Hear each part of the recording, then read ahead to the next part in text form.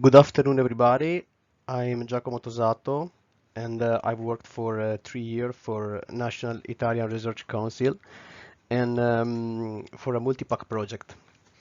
Today, I'm going to show you a CO2 reversible chiller unit which is installed in a hotel in a Trento region at the Riva del Garda. This unit provides heating, cooling, and domestic hot water for the building. The heat sink and source is groundwater, and the unit is reversible on the water side. An original two evaporator layout is implemented with two-phase multi-ejector as expansion device. For this unit, data from the field are collected and analyzed to assess the energy performances of the unit and the useful effects under different boundary conditions and load requirements. This slide presents the unit layout and the sensor locations. As said before, the unit is reversible on the water side by means of an hydronic module, and in this case is presented in heated mode. So on the cooling side there is the groundwater loop that acts as heat source, and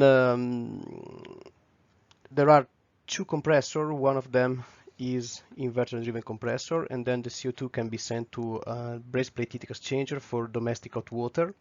This is the water loop of the domestic hot water. There are two water tanks that are connected in series, and after that there is a second braze plate heat exchanger that is for heating for the heating water loop. And following the layout, there is a regenerative heat exchanger and then a high pressure valve which works in parallel with an ejector. So the CO2 expands from those devices into a liquid receiver, and there are two evaporators. One evaporator is flooded evaporator, and the second one is an ejector driven evaporator. And so in this way there are two pressure level. The first one, that is the one of the flooded evaporator, the same of liquid receiver, and the second is at a lower level, that is the ejector driven evaporator pressure level. And there are different probes and sensor placed on this unit. There are temperature probes, pressure probes, and also the power of the compressor is monitored, as well as the status and the frequency of the inverter compressor. And there are magnetic mass flow meter on the cooling side, on the heating side, and on domestic hot water side. So it's possible to calculate the main parameters and to get the energy efficiency of the system. It's possible to collect data by means of input-output modules using Modbus protocols, and those data are stored on a cloud server, and it is possible to download them and make calculation. For example, this and to calculate the key performance indicators of the unit.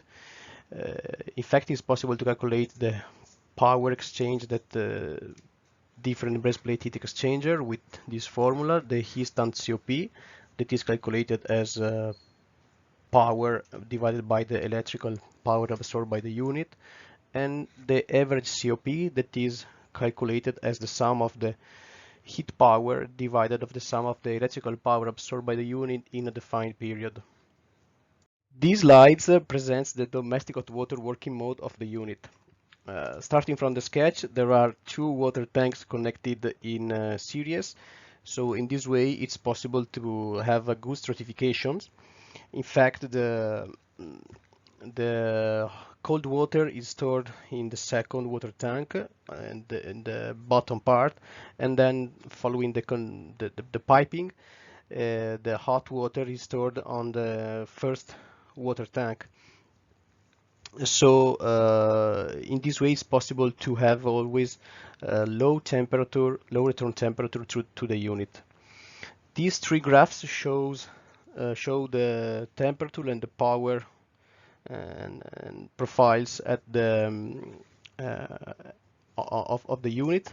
In this graph here, the temperature profile during a recharging period are presented inside the tanks, starting from the hot tank to the going down to the coldest, to the second coldest tank.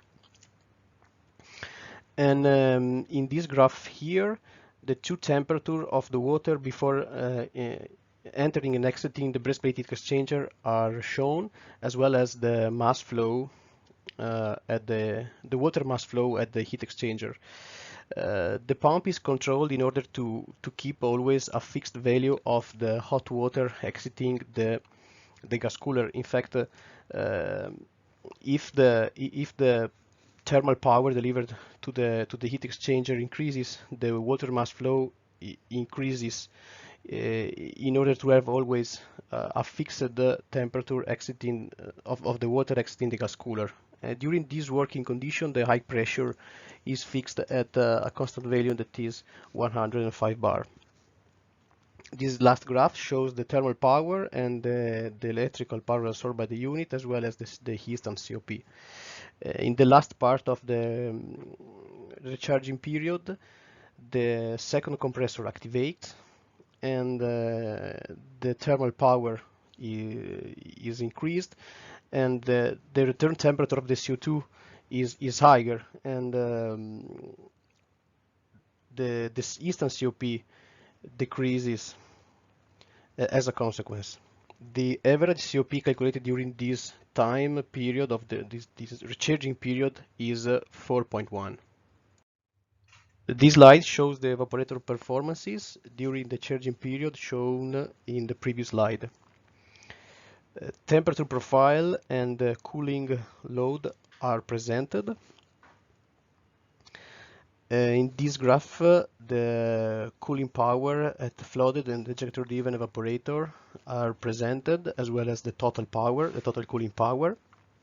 And this graph shows the temperature profile of the water entering and leaving the tube evaporator, as well as the temperature in the middle of the tube evaporator, and also the saturation temperature, which corresponds to the pressure at the flooded evaporator, which is also the pressure at the liquid receiver, and also the suction of compressor. And this is the saturation temperature, which corresponds to the pressure, evaporation pressure of the ejector-driven evaporator. As it can be seen, when the second compressor activates and the CO2 temperature out of the gas cooler is higher, the ejector-driven evaporator performs better, and the cooling power moves from the flooded evaporator to the ejector-driven evaporator. This slide shows the unit working in heating mode, and the first graph, the temperature on the cooling side are presented, while in the second one, heat power, electrical power, and COP are shown. As it can be seen, the unit works in on-off conditions, which means that the heat power requested by the building is lower than the one that the unit can deliver. And the average thermal power is also presented. And average COP during this working condition calculated was 3.2. This last slide shows the unit working in cooling mode and also in cooling mode plus domestic hot water heat recovery. So during the cooling mode, the high pressure is low. In fact, the unit rejects the heat to the groundwater loop, and the max pressure is kept constant at 60 bar. The inlet temperature at the condenser is constant. while if the domestic hot water is demanded, the high pressure rises up to 105 bar, and the unit still keeps delivering the cooling power to the building. And the average COP was calculated only for the cooling mode and considering cooling plus domestic hot water heat recovery. In the first case, the average COP calculated was 6.2, while in the second case, considering also the domestic hot water useful effect, was 6.9. So in conclusions, field result of a CO2 unit installed in a hotel in North Italy are analyzed, and the unit shows good performances, especially during domestic hot water production and simultaneous cooling and domestic hot water production. During domestic hot water is very important to keep the stratification inside the tanks, and so the water storage has to be properly sized in order to promote stratification. Control of compressor has to be improved to reduce the on-off working conditions. And the tube operator layout works smoothly and guarantees unit operation regardless of the parcelization and ejector circulation ratio. Thank you for your attention.